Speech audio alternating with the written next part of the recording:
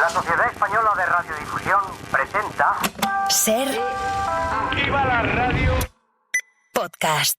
Siempre. Las casualidades han hecho que un mes después del estreno del Balenciaga de Alberto San Juan en Disney Plus llegue a Apple TV la serie sobre la vida y carrera de Christian Dior, el gran rival del modisto donostiarra. En este episodio hablamos con su protagonista, repasamos los últimos estrenos del streaming que se nos acumulan porque hay mucha plancha. El cine en la Ser con Pepa Blanes.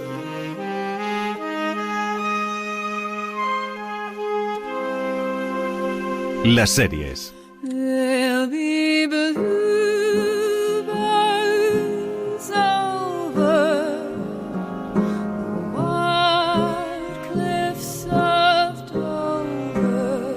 Y la alta costura sigue inspirando a las plataformas. Después de Balenciaga con Alberto San Juan, ahora tenemos una nueva serie que profundiza en la figura de alguien que ya aparecía en esa serie, de Christian Dior. Dani Garrán, ¿qué tal?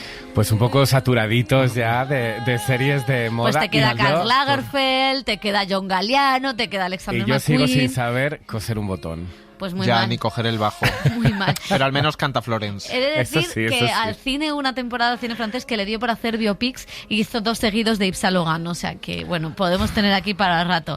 Bueno, más detalles de ropa, de enfrentamientos en la élite, de posicionamientos políticos en New Look, la nueva serie de Apple TV. Sí, de nuevo asistimos a un reflejo de la industria parisina de la alta costura durante la Segunda Guerra Mundial y la ocupación nazi. Un momento crucial del siglo XX para la industria de la moda con la llegada de Christian Dior, que ve crecer su fama y su influencia frente a sus rivales.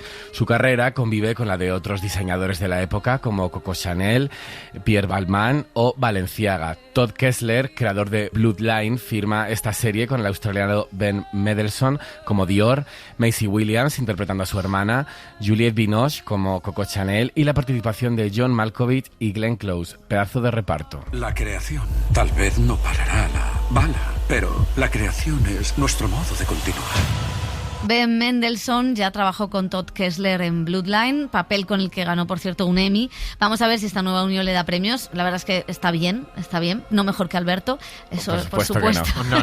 Macho grita siempre. Bueno, por ahora hemos hablado con el actor para saber cómo preparó este personaje y si ha aprendido a coser. Alberto tampoco ha aprendido a coser. No, ninguno de los dos ha aprendido a coser. Ben Mendelsohn no es el actor más elocuente de la industria, ya os lo digo. Contaba que lo que le enamoró del proyecto, más que el mundo de la moda, que le daba igual, era el personaje de Dior y todo lo que había levantado desde cero en unas circunstancias muy duras. Lo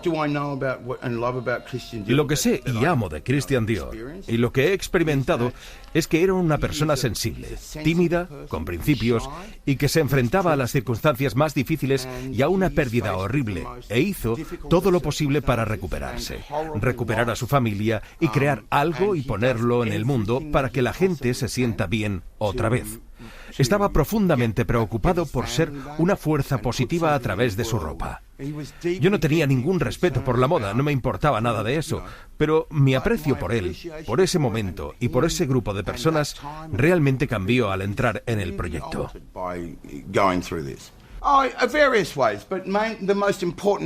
Me preparé para el papel de varias maneras, pero la principal fue verlo en pantalla y luego tomar las cosas del guión, pero no importa cómo me preparé. Si vas a un restaurante, ¿te importa cómo preparan la comida el chef?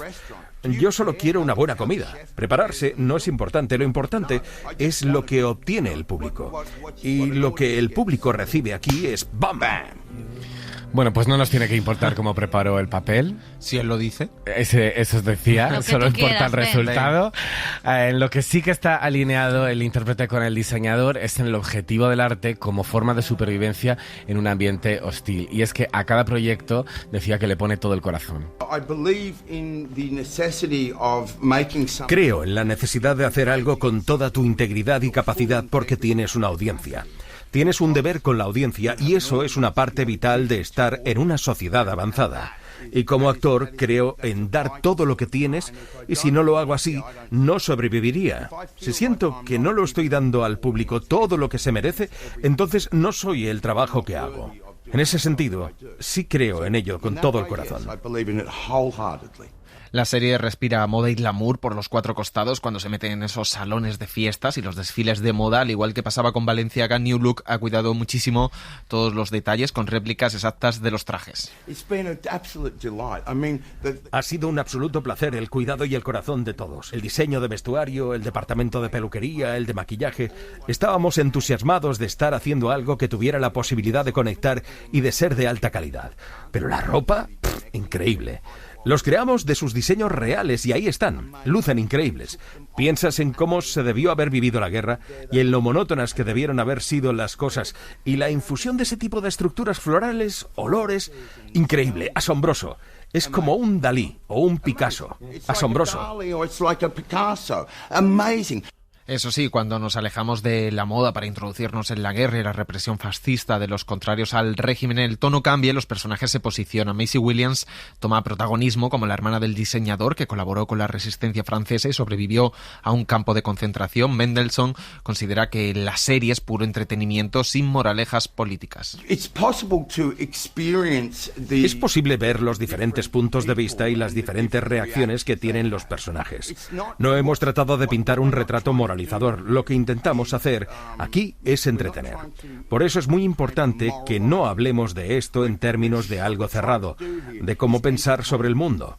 No es ese nuestro trabajo. Nuestro trabajo es entretener y hemos tomado esta situación de la vida real y entretenemos con ella. Amamos a estos personajes, los amamos a todos. Simplemente ofrecemos la historia como entretenimiento y como entretenimiento simplemente cruzas esa puerta, la miras y es probable que te entiendan del todo. Porque hablar de la Segunda Guerra Mundial, la ocupación nazi y sus consecuencias solo es un contexto para hablar de la historia personal y profesional de superación de Dior. Nos contamos. No es importante seguir recordando esa época oscura de nuestra historia, no se trata de eso. Esta es solo una historia sobre un tipo que intenta encontrar su camino a través de una situación difícil y cómo lo logra. Es una historia para que la gente pueda disfrutar sobre personas que superan las dificultades. Es solo entretenimiento y como tal hace su labor increíblemente bien y trata a su audiencia como si fueran personas importantes, especiales, muy inteligentes y con gustos profundamente refinados que lo entienden sin importar quiénes sean y dónde. Qué pesados con el entretenimiento, o sea, cómo son los americanos en esta línea de... Bueno, ya, pero esto es Hollywood, esto y es el business. El gusto refinado. Exactamente. Bueno, yo he de decir, Dani, que me encanta Juliette Binoche haciendo de Coco Chanel. Me parece fantástica, pero que realmente lo que... Claro, es que está diciendo que no hay que entrar en política, pero la serie, por lo menos el primer capítulo, lo que muestra son los dilemas entre colaborar o no colaborar, entre dónde ponerte como artista, entre qué estás haciendo con tu trabajo, que eran los dilemas a los que se enfrentaba Balenciaga y que yo creo que en la serie sí estaba muy bien visto ese posicionamiento, el entender o no, cada uno que juzgue, pero sí el entender todas las aristas, ¿no? Y aquí cuando mete la cosa personal, a mí es lo que me echa para atrás, ¿no? Que todo se tenga que ver por lo que le pasa a su hermana, ¿no? Me parece un poco justificar demasiado al personaje. Sí, ¿no? Como que es la imagen de la hermana la que sale más perjudicada y él como que toma partido a través de ella, ¿no? Solo por eso.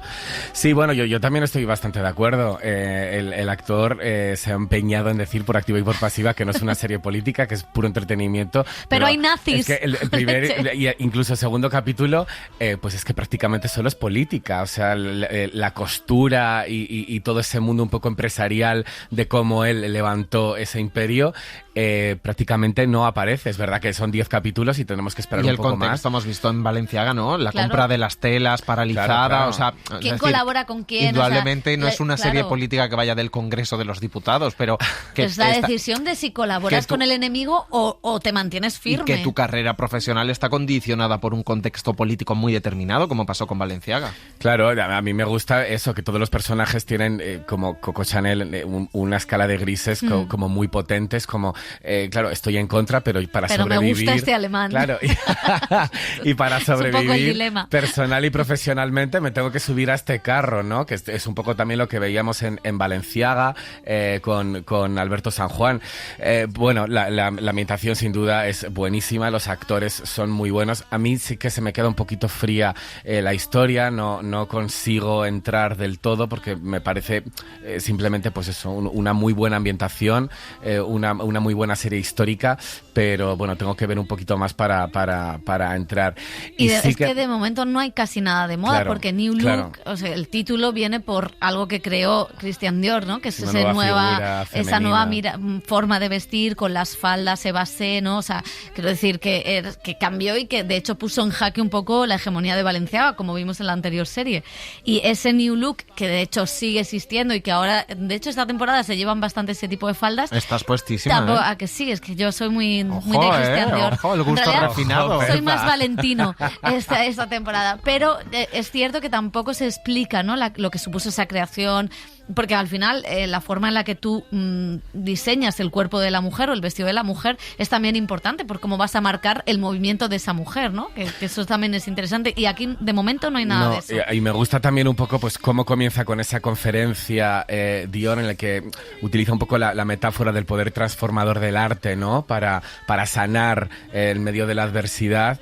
Y pues veremos también si esto lo desarrolla. También os digo, es una antología. O sea, se está grabando la segunda temporada, cada una irá de un modista diferente. Y es en inglés, que es como, por favor.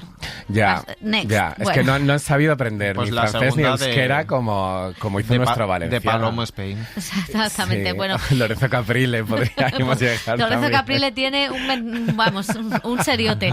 Bueno, New Look habla de esa rivalidad, como decimos, entre Dior y Chanel, y ellos también podrían ser los protagonistas de un Foyt, esa antología de Ryan Murphy, que es otro de los estrenos más recientes de HBO Max.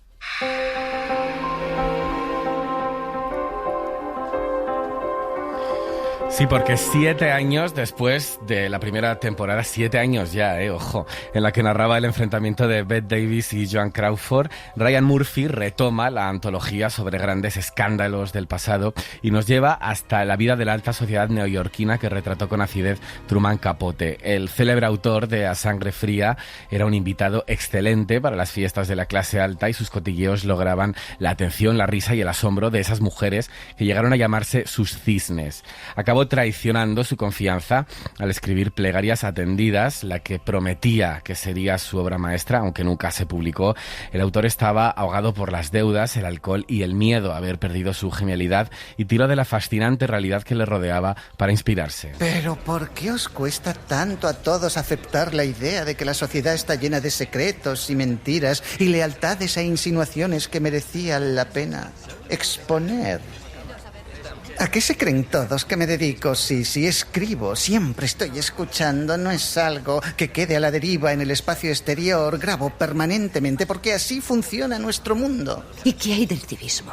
¿Qué hay de la reciprocidad? Pues querida, no sé si como artista puedo vivir respetando los mismos códigos de buenos modales. Truman, no me vengas. No entiendo por qué nadie es capaz de mirar más allá de la superficie. Uno de esos capítulos del libro inconcluso se publicó en 1975 en la revista Esquire y dañó irremediablemente la relación de Capote con sus amigas, especialmente la que tenía con su preferida, con Babe Paley, esposa de un jefazo del canal CBS. Desde entonces, pues las puertas de ese mundo de élite se cerraron para Truman Capote y se inició una guerra de todas esas cisnes contra el escritor.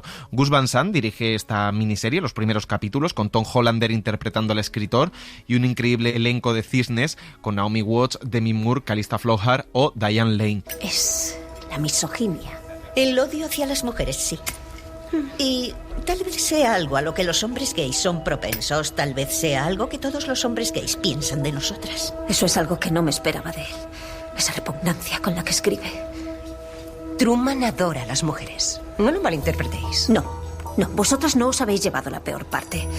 Esa repugnancia que siente por nosotras, por mí. ¿Cómo pude dejar que me engañara?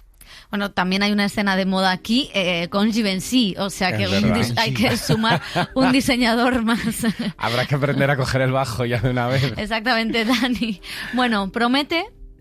Pues para mí se me ha desinflado mucho. ¿Sí? Yo esperaba mucho más porque yo con la primera temporada me lo pasé muy bien. Me pareció un reflejo del cine clásico y ellas dos, esa rivalidad que tenían era brutal. Aquí, bueno, pues evidentemente tiene todo el sello Murphy, tiene toda esa opulencia, un diseño de producción brutal, tiene todos esos, el tono ligero, ¿no? Los momentos un poco de diva, toda esa también muestra un poco de lo queer dentro del del mundo de la élite neoyorquina, pero a mí el personaje de Truman Capote es verdad que igual es la primera vez que me acerco a él, pero le veo un poco caricaturizado de más, sobre todo por el doblaje que le han hecho, que no le hace justicia. El doblaje no le hace justicia, que pasó un poco con el biopic de Philip Seymour Hoffman, pero a mí me parece que las interpretaciones son bastante similares, porque volví a comprobar, yo la de Philip Seymour Hoffman no la había visto en versión original, sino doblada, entonces volví a comparar y es verdad que las interpretaciones sí son similares, con lo cual también indica que el personaje era así de extravagante o así de histriónico, ¿no? Tenía esta parte histriónica del lujo, la opulencia y de, forzar un poco todo su performance. Lo que era un poco el centro de atención en todas las... Es lo que la atraía a ellas también. Sí. Y también es verdad que, que aunque la serie evidentemente se centra en la amistad que tienen él con el personaje de Naomi Watts, el resto de los cisnes, de las actrices, me queda un poco desdibujado. Creo que desperdicia un poco un elenco brutal, que nosotros pues cuando nos enteramos Diane del Lane, elenco, la verdad es que flipamos. También sale Jessica Lange haciendo un pequeño cameo. Creo que están un poco desperdiciadas. Me gustaría que hubiera más tramas personales de ellas. Yo solo he visto el primer capítulo, que me ha gustado mucho porque me gusta la delicadeza con la que está contada la historia, una de las primeras escenas, ¿no? El montaje en paralelo de diversa entre el relato, lo que fue el comentario del relato, me parece muy, muy, muy inteligente, porque al final es una serie sobre qué contamos y cómo lo contamos y hasta dónde podemos contar. Me parece una serie que además me parece que puede parecer un poco frívola y creo que no lo es. Creo que está hablando de los límites del periodismo, de los límites de la intimidad, de qué es el cotilleo. Creo que todo se ha vuelto cotilleo y aquí nos lleva a un momento fundacional en qué es lo que se puede publicar, hasta dónde. Ahora hay un libro muy interesante de Leila Guerriero sobre qué se puede contar de una víctima, hasta dónde llegar. Y yo creo que es un debate que sigue estando en la sociedad, ¿no? Y que él lo inicia. Y a mí eso me interesa muchísimo. Aparte de la confianza en las mujeres, comentarios homófobos, comentarios misóginos. O sea, me parece que hay muchísimas cosas de la sociedad de ese momento que resurgen y que salen. Claro, él acaba de escribir A Sangre Fría, que es un libro maravilloso, y es ese miedo a no volver a escribir otra obra maestra, que también está, a volver a que vuelvas a ser un fracasado y a que todo el mundo se vuelva a reír de ti, porque tu condición de homosexual, todo el mundo se ha reído y tú has salido de ahí y puedes volver a entrar, ¿no? Me parece que el primer capítulo tiene cosas muy, muy, muy interesantes, como no, si está Gus Van Sant detrás. A mí me ha encantado. También habla mucho de del ego del escritor, ¿no? De cómo manejar, del poder de la ficción, de la autoficción, de el trasvase entre realidad y ficción y literatura, de hasta dónde llego, hasta dónde no llego, de esa alta sociedad que también se fascina con alguien que no pertenecería a esos círculos si no fuera un cotilla que les sirve información, que les da armas literarias y casi ficticias para vengarse, para manejar sus asuntos internos, con lo cual ese trasvase a mí me interesa muchísimo y está muy bien, y creo que también tiene mucho de lo que decía el corte, ¿no? De esa misoginia hacia las mujeres de un sector gay o de algunos autores gays, que es bastante curioso, y también de la otra parte, ¿no? Y cómo se van envolviendo, y creo que en eso de envolver tiene mucho, a mí me ha envuelto este primer capítulo por lo que decía Pepa, la dirección de Gus Van Sant, que me gusta mucho no solo por el montaje, sino por cómo van moviendo la cámara con esos traveling, con esos planos secuencias siguiendo, por esas comidas que a mí me flipan, con esas mesas redondas y cómo la cámara va envolviendo a todos los participantes como si fuera algo casi misterioso de quién va a hablar, quién va a saltar, qué van a contar, y por ahora me la quedo mucho. Pues, o sea que estoy encantado, vamos. Pues 2-1, Dani Garrán. Bueno, hablábamos la semana pasada del estreno de la segunda temporada de Tokyo Vice. Vamos a recordarla porque también es otra serie que está en HBO Max.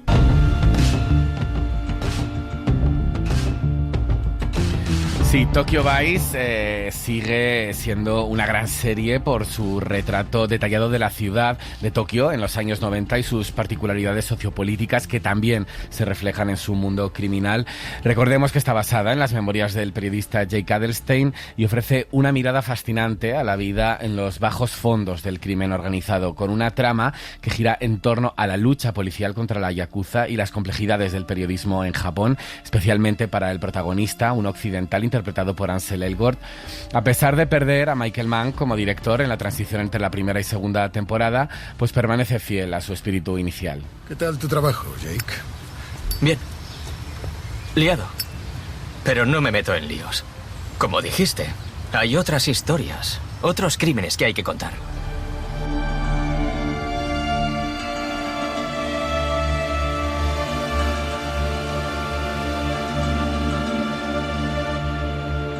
Suscríbete a El Cine en la SER. Escúchanos en directo en la SER los sábados a las 7:30 de la mañana y los domingos a las 3 de la madrugada. Cadena SER. La radio.